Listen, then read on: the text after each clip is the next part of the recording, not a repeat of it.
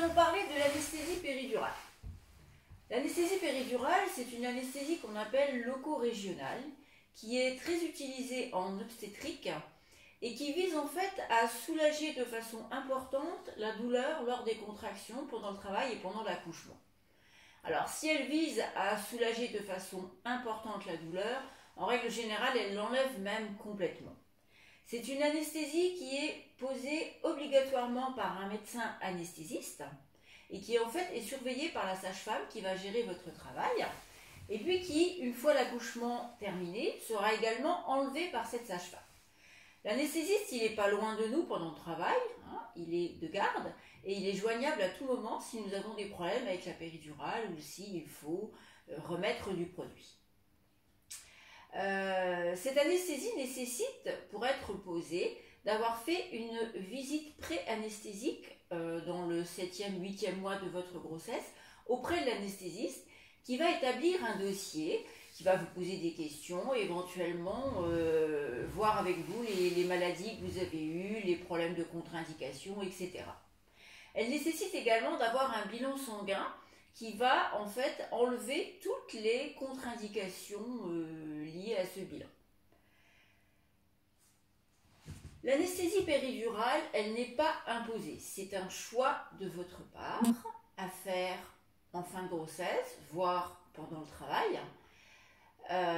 Il faut savoir qu'à partir du moment où vous demandez l'anesthésie péridurale, il nous faut à nous une petite demi-heure incompressible pour pouvoir la demander, pour que l'anesthésiste arrive et pour que l'anesthésie soit posée. Voilà. Alors, elle se pose forcément quand le travail a démarré. Il faut que l'on soit sûr que vous soyez en travail pour pouvoir poser l'anesthésie péridurale.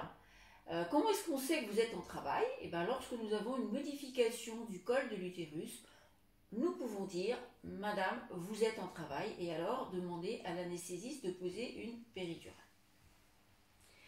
Cette anesthésie va mettre une quinzaine, voire une vingtaine de minutes à s'installer correctement. Comment va se manifester l'anesthésie? Eh bien, en fait, vous allez avoir des contractions que vous allez ressentir de moins en moins pour, à un moment donné, ne quasiment plus les sentir, voire ne plus les sentir du tout. Ensuite, l'anesthésie, elle est entretenue par une perfusion qui va arriver dans votre dos. Je vous montrerai comment après, jusqu'à ce que vous accouchiez. Avec possibilité, en fonction du lieu où vous accouchez, de faire des bolus. Par exemple, sur Saint-Dizier, l'anesthésiste il met à votre disposition une petite poignée. Et puis, si vous sentez la douleur réapparaître, vous faites un petit bolus.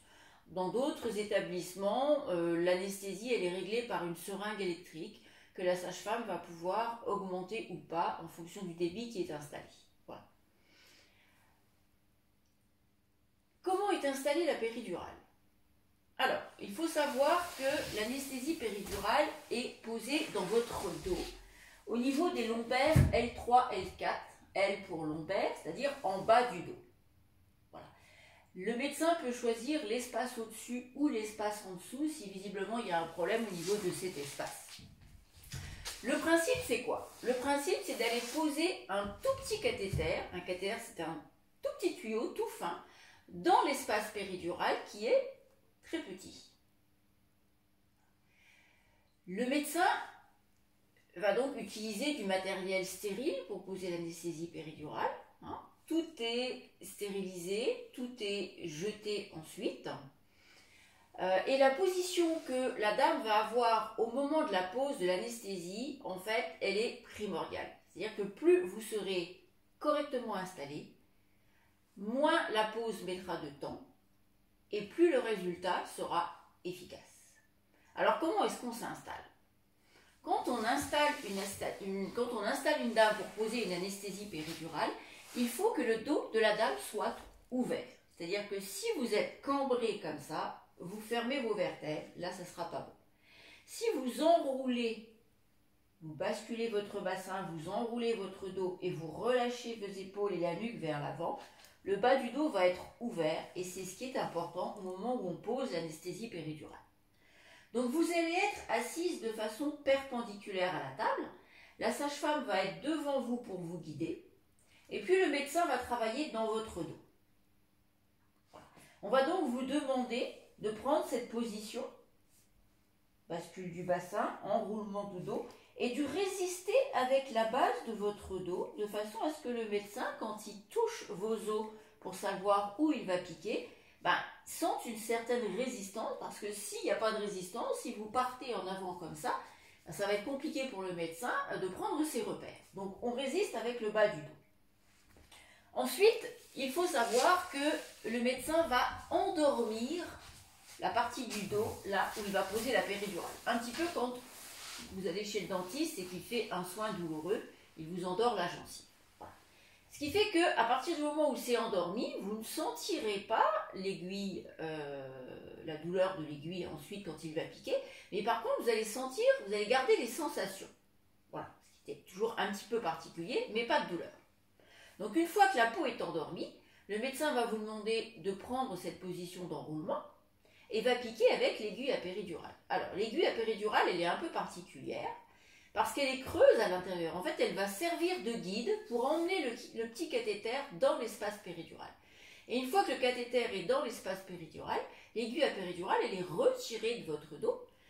Il va sortir un tout petit fil dans votre dos qui va être scotché avec de l'élastoplast jusque sur l'épaule. De cette façon, vous allez pouvoir ensuite vous rallonger sur le dos sans problème particulier. Si on est correctement installé, la pose de la péridurale en elle-même prend 5 à 6 minutes. Une fois la péridurale posée, le petit fil arrive sur votre épaule, il est raccordé à la perfusion qui va entretenir le passage de produit en permanence et on va vous demander de vous rallonger. On va vous rallonger à plat dos le temps que la péridurale s'installe de façon à ce que le produit puisse partir aussi bien sur la droite que sur la gauche. Une fois que la péridurale sera installée, si vous voulez changer de position, il n'y aura pas de problème. Mais au début, on va maintenir la position sur le dos le temps que la péri s'installe. S'il s'avère que le côté droit est plus endormi et le côté gauche un peu moins endormi, on vous demandera de basculer sur le côté gauche de façon à ce que le produit puisse aussi diffuser sur la gauche par la suite. Voilà. Une fois que la péridurale est installée, elle va durer jusqu'à ce que votre bébé naisse. Et s'il y a des modifications dans l'intensité de la douleur que vous ressentez, il va falloir les dire à la sage-femme. Lors de la pose de la péridurale, le médecin ne va jamais piquer pendant une contraction. Donc ce sera à vous à dire quand la contraction arrive. Alors pourquoi est-ce qu'on ne pique pas pendant une contraction ? Parce que quand on a une contraction, la douleur fait qu'on se raidit un peu, qu'on modifie un petit peu notre position et que du coup on n'a plus une position optimale pour que le médecin arrive à piquer sans problème. Voilà. Donc on attend que la contraction passe et puis une fois la contraction passée, on vous demande de reprendre la position correcte et le médecin va finir son geste. Ce n'est pas un geste anodin de poser une péridurale, on rentre dans la médicalisation de l'accouchement. Donc, qui dit médicalisation dit surveillance. Comment et avec quoi va-t-on surveiller en fait la péridurale ? Alors, ce qu'il est important de savoir, c'est que lorsque l'on pose une péridurale, il peut y avoir chez la maman des baisses de tension juste après la pose de la péridurale qui vont se répercuter sur votre bébé. Pour éviter ces baisses de tension, on va poser une perfusion à la dame juste avant la pose de la péridurale et on va passer un soluté qu'on appelle du ringer lactate qui va en fait gonfler le volume qui circule dans vos veines et qui va limiter donc par là même les chutes de tension. Si on veut vérifier votre tension, il va falloir poser un brassard d'un côté pour vérifier la tension et puis 3 petites électrodes autocollantes sur votre buste qui vont enregistrer votre rythme cardiaque à vous. Donc d'un côté, on va avoir la perfusion, de l'autre côté, le brassard de la tension, 3 petites électrodes collées sur le buste et la dernière surveillance concerne le bébé, c'est-à-dire que on va poser le monitoring qui va enregistrer avec une capsule d'un côté les bruits du corps de votre bébé et avec l'autre capsule les contractions. Tout ça, bien évidemment, est relié à différents appareils qui fait que lorsque vous allez demander à changer de position, on va devoir aussi bouger les appareils. Mais c'est pas grave. Quand on a une péridurale, si on sent correctement ses jambes, on peut être dans la position où je suis là, On peut s'allonger sur le dos, on peut s'allonger sur le côté. On peut même également se mettre dans la position à quatre pattes, comme ça, sur la table d'accouchement. Voilà. En sachant que le cathéter, il court sur votre dos et que ce n'est gênant pour personne. La seule condition à cette position, c'est qu'il n'y ait pas ce qu'on appelle un bloc moteur. Alors, c'est quoi un bloc moteur? Un bloc moteur, c'est l'anesthésie qui descend dans les jambes et qui empêche les jambes de bouger. Alors, ça n'arrive pas chez tout le monde, ça peut arriver. Il est bien évident que si vos jambes sont endormies, vous n'allez pas pouvoir vous mettre à quatre pattes et que même si on arrivait à vous y mettre, ce qui est quand même assez fort peu probable, vous ne tiendriez pas à quatre pattes puisque vos jambes sont endormies. Donc lorsqu'on a un bloc moteur, les seules positions que l'on peut adopter, c'est déjà pas mal d'ailleurs, c'est coucher sur le dos, coucher sur le côté, la position assise comme ça aussi, on va pouvoir vous aider à prendre. Voilà. Est-ce qu'il y a des contre-indications à la pose d'une péridurale? Les contre-indications à la pose de la péridurale sont en général les problèmes infectieux et tout ce qui est problème de coagulation. Donc tout ça, en fait, ça va être dépisté par le bilan sanguin. Ensuite, c'est du cas par cas. Effectivement, si vous avez une maladie très particulière, ça va être vu avec l'anesthésiste en consultation. Si vous avez des problèmes de dos particuliers, ça va être aussi vu avec l'anesthésiste. Est-ce qu'il y a maintenant des effets secondaires? Alors, l'effet secondaire dont les gens parlent et qui malheureusement ou bien heureusement n'existe pas, c'est la paralysie. On ne peut pas être paralysé lorsqu'on pose une péridurale, tout simplement parce que la moelle épinière qui contient vos nerfs dans la colonne vertébrale s'arrête au-dessus de l'espace que le médecin va utiliser pour poser la péridurale. Voilà. Donc ça, c'est quelque chose qui ne peut pas exister. Maintenant, il y a un effet secondaire qu'on retrouve de temps en temps, ce sont des maux de tête après une péridurale. Les maux de tête après une péridurale sont dus à une brèche. Une brèche, c'est un petit trou qui est fait au-delà de la barrière de la péridurale et qui va provoquer en fait une fuite de liquide céphalo-rachidien et donner des maux de tête. Ces maux de tête sont très particuliers. Déjà, ils n'arrivent pas le jour de la péridurale, mais en général le lendemain. Et sont très caractéristiques de ces maux de tête, c'est-à-dire que les gens en général se plaignent d'avoir une barre avec une chape de plomb qui descend sur les épaules.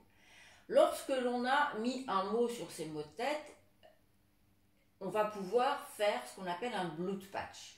Un blood patch, en fait, c'est combler le petit trou qui a été fait par le sang de la dame en mettant comme si c'était une rustine, en fait. On va prélever un tube de sang, une seringue de sang au bras de la dame et on va injecter par le petit trou qui a été fait au niveau de la péridurale ce sang qui va venir combler la brèche. Voilà. C'est heureusement pas très fréquent. Et ce sont les seules contre-indications, les seuls effets secondaires, que l'on peut retrouver avec une péridurale. Voilà.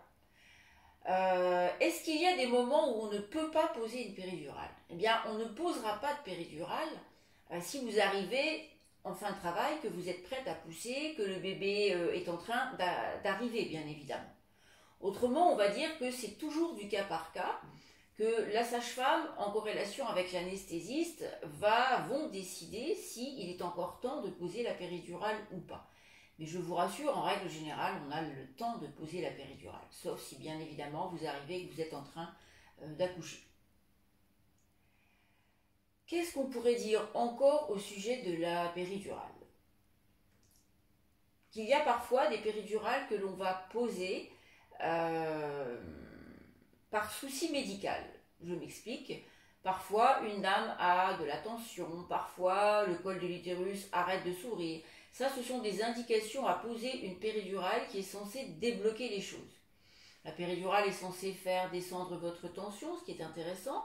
La péridurale est censée aussi faire lâcher le col de l'utérus, ce qui est intéressant aussi pour un col de l'utérus qui ne s'ouvre pas. Mais en règle générale, une dame qui ne souhaite pas de péridurale, on va l'accompagner dans le souhait qu'elle a formulé et on n'interviendra pas avec la péridurale si elle ne nous le demande pas.